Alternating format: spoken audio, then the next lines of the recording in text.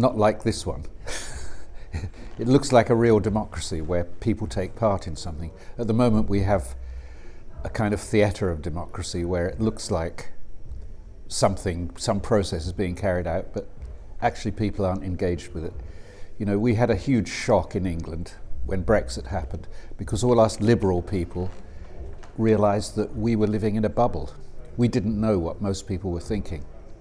In a proper democracy, you would know what everybody was thinking. You'd at least have some better sense.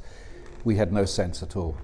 So I think that's true of most of Europe now, that except the smallest countries, we don't know what anyone's thinking.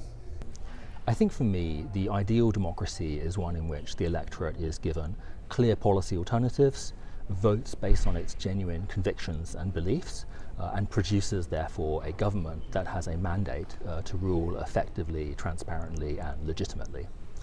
And I think that when you look at the problems facing democracies in today's world, it typically stems from the lack of those elements. So a lack of civic engagement, for example, or a lack of voting based on values rather than based on identities, and a lack of government capacity or political capacity to follow through on promises once in office. It's a big question, especially because it's not something that you go around in your everyday life thinking about the ideal democracy, but we have of course thought a bit about it, maybe some more. For me, the very important stuff about democracy is that it's so important that we have respect for all people of democracy. We are all in democracy every day, and I think that we should, in an ideal democracy, we should make sure that all people are heard, even though that they are maybe young and even children. From the moment that you're born, you are in the democracy and somebody has to listen to you. Yeah, I think somehow I feel very privileged for coming from Denmark, which is a very old democracy. But still I have ideas of improvements, because I think still, even though we have a representative democracy, the power is very exclusive.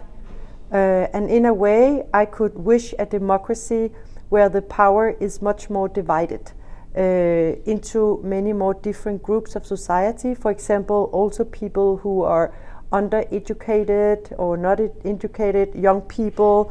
In many ways, I think when power is so exclusive, the solutions will benefit fewer people in the democracy. So for me, a more ideal democracy is a more broad and divided democracy. So what does your ideal democracy look like? All right, my ideal democracy, I'm going to try to paint it very quickly for you. Well, first of all, for me, my ideal democracy is a democracy where people can live safely. They can live peacefully, they can live with their families, with their loved ones. A democracy where everyone actually has a place where they can do what is most fulfilling for them, where they can participate freely, where there is a lot of cohesion also, because I think democracy also has to be able to link people together. It's not just about you yourself as a person, but also about the collective. It's a place where we can very proudly call ourselves to be part of a group of something that is bigger than all of us, looking back at the past or also at the future and trying to build something that is, generation after generation a little bit better.